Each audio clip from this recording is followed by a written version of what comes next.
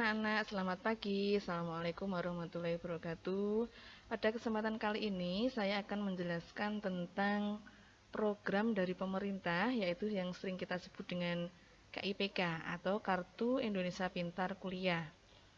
Nah, sebelum saya menjelaskan lebih lanjut tentang program KIPK, di sini kalian sudah melihat link yang sudah saya share kemarin itu. Di situ ada panduan tentang KIPK. Jadi kalau kalian lihat di websitenya, di sini akan terlihat yang pertama ada jadwal Kartu Indonesia Pintar Kuliah. Di sini sudah kalian baca. Untuk pendaftaran akun itu dimulai tanggal 8 Februari sampai dengan 31 Oktober 2021.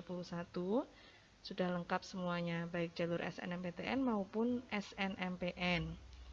Nah, langsung saja. Untuk pedoman KIPK 2021, kita lihat scroll ke bawah ya. Jadi KIPK atau kita sering sebut dengan Kartu Indonesia Pintar Kuliah, ini diperuntukkan untuk siswa yang diterima pada perguruan tinggi negeri maupun swasta dan memang memiliki prestasi akademik yang baik tetapi keterbatasan ekonomi. Nah, di sini untuk persyaratan KIPK kuliah itu seperti apa sih? Apakah siswa semuanya bisa mendaftar atau seperti apa? Kita lihat dulu persyaratan penerima KIP kuliah itu ada 3 item. Yang pertama adalah penerima KIP kuliah berasal dari siswa SMA, SMK, dan yang akan lulus tahun berjalan atau lulus 2 tahun sebelumnya. Nah, yang kedua yaitu memiliki potensi akademik yang baik. Ini dibuktikan dengan kalau kita pakai jalur nilai rapot juga nilai rapotnya. Kalau memang kita pakai tes tulis juga pakai tes tulisnya itu. Dan memiliki keterbatasan ekonomi yang didukung bukti dokumen yang sah. Nah, seperti ini. Yang ketiga, yaitu lulus seleksi penerimaan mahasiswa baru melalui semua jalur masuk, baik PTN maupun PTS dan prodi yang telah terakreditasi. Jadi untuk KIPK ini, siswa boleh saja menerima KIPK, tetapi dia harus lulus seleksi baik di PTN maupun PTS dan prodi yang dipilih harus sudah terakreditasi. Kita lanjut saja. Persyaratan penerima KIP kuliah secara detail. Yang kita bahas di sini adalah dari segi keterbatasan ekonomi calon penerima KIP kuliah. Dibuktikan dengan apa? Yang pertama adalah kepemilikan program bantuan pendidikan nasional, yaitu dalam bentuk KIP. Jadi siswa yang memiliki KIP itu bisa mendaftar. Dan yang kedua, berasal dari keluarga peserta PKH. Nah, PKH itu apa sih? Program Keluarga Harapan. Itu juga bisa mendaftar ya anak-anak. Yang ketiga yaitu pemegang KKS atau Kartu Keluarga Sejahtera. Nah, yang keempat yaitu mahasiswa dari panti sosial atau panti asuhan. Dan yang kelima yaitu mahasiswa dari keluarga yang masuk dalam desil kurang atau sama dengan kategori nomor 4 pada DTKS.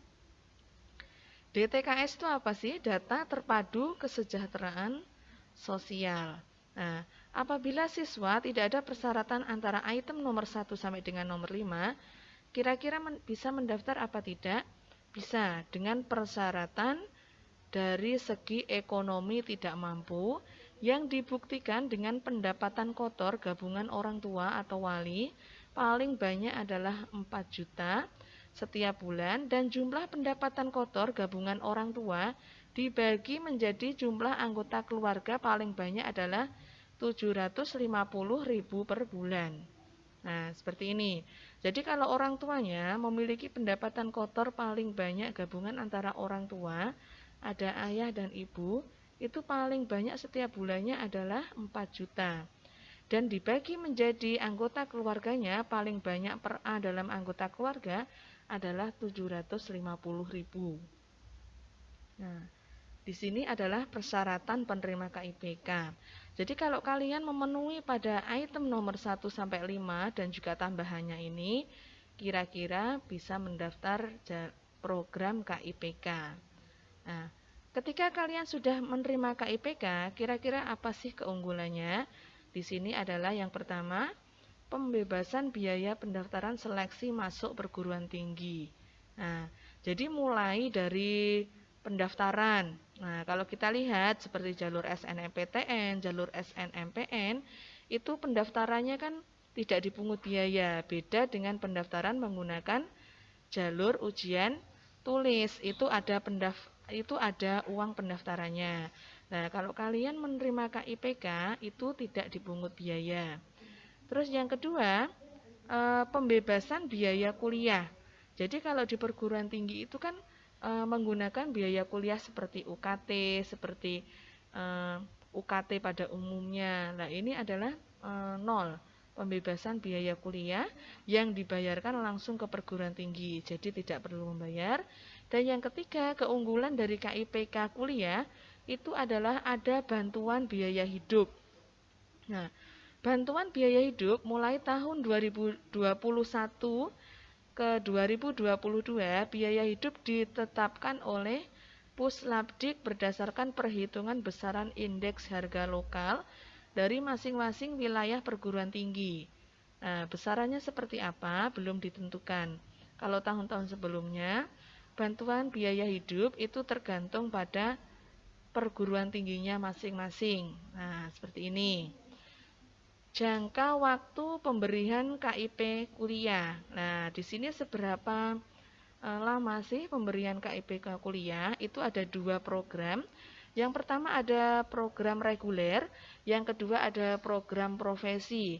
Kalau program reguler itu ada sarjana, ada D4, ada D3, dan juga ada D2. Nah, seperti itu sudah bisa kalian baca sendiri. Yang kedua yaitu ada program profesi, itu meliputi dokter, dokter umum, dokter gigi, dokter hewan, pendidikan nurse, apoteker, dan guru. Nah, seperti ini. Ada sendiri jangka waktunya. Nah, pendaftaran KIPK kuliah itu seperti apa sih mekanismenya? Nah, kita lihat saja langsung di portal kip.kuliah.kemdikbud.go.id. Nah, di sini apa saja sih yang perlu dipersiapkan? Yang pertama yaitu adalah NIK atau nomor induk kependudukan, NISN, NPSN, dan email aktif. Nah, kenapa kok dibilang harus email aktif? Karena untuk pengiriman nomor pendaftaran dan kode akses itu dilakukan dan divalidasi pada email yang aktif. Nah, tahapannya seperti ini. Jadi siswa itu membuat akun, habis itu siswa menerima inbox dari email yang berupa nomor pendaftaran dan kode akses. Setelah itu siswa login, dan setelah siswa login nanti akan keluar kira-kira apa saja sih yang perlu diisi dalam pendaftaran KIPK. Nah, di sini ada alurnya, sudah jelas semuanya, bisa dipelajari lebih lanjut. Dan apabila ada kesulitan bisa menghubungi helpdesk pada KIPK. Nah, sudah jelas. Nah, untuk lebih selanjutnya, seperti ini ya anak-anak. Nah, untuk lebih selanjutnya bisa kita konsultasi lebih lanjut dan bisa dipelajari melalui pedoman KIPK yang sudah kita share di grup. Dan untuk lebih lanjutnya, selamat berjuang, selamat menggapai asa, semoga sukses untuk kalian. Assalamualaikum warahmatullahi wabarakatuh.